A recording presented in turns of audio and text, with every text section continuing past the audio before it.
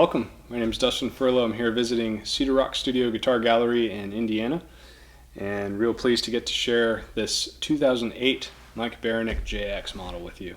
This is a pretty much top shelf. This is number 8, I believe, serial number, and he was going all out at the time. You can tell because this Brazilian and this Adirondack are just to die for. Really beautiful wine red Brazilian. Really tight grained Adirondack, just a killer tone. Yeah, I guess before I go on, I'll show you real quick.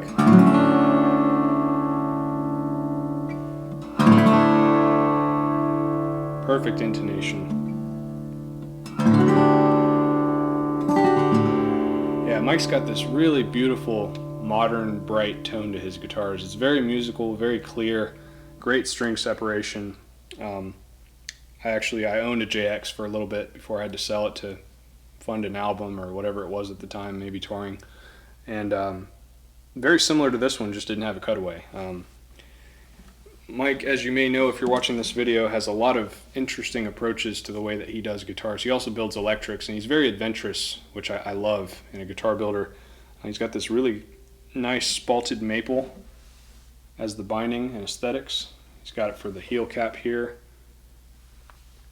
He's got it for all the way around the body, and it's really cool. He does this thing with his Florentine cutaways where he almost sands it nice and round so it's not sharp, and he does it with the inside of the cutaway as well. I'll blow up some photos and you can see that yourself. He's got this really cool, very faint green purfling in the middle of the top purfling. You'll see that in the photos, but you don't even really notice it until you get up close, and it's pretty cool. The rosette appears to also be Brazilian.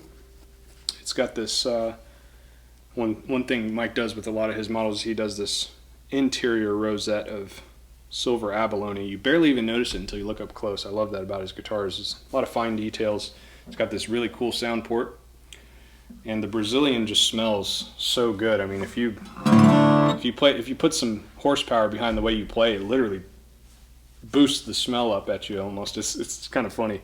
One of the best smelling guitars I've ever heard. It's not a common thing to say in a guitar demo, I guess, but it smells pretty good. You might like it. Yeah, so it's got a 25.6 scale length, 2 5/16 bridge spacing, and then 1 13/16 nut width. So it's a bit wider spread. I really love that in a fingerstyle guitar. There's more room for error, you know.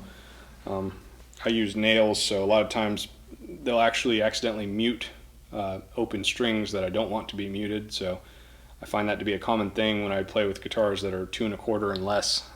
So it's not always my preference to have a thin spacing guitar, so this one feels right at home for me.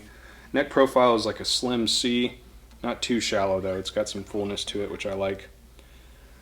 Another cool thing that Mike does is he does these volutes. I don't know if you could call it a volute, but I'll blow up some photos so you can see it. But it looks like it's perfectly down the middle, this Brazilian figuring. It's just so cool.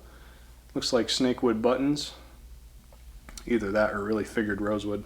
Almost impossible to tell. Goto 510 tuners though, which are, in my opinion, the most efficient and smooth tuners out there. It's got this nice curly maple veneer accent here.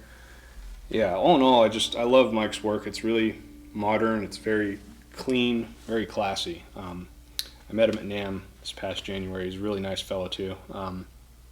Yeah, not much else I could say about this guitar. It's just gorgeous. Oh yeah, it does have this nice little, probably rosewood inner purfling for the ebony fingerboard. Looks like it's got some rosewood bone pins too.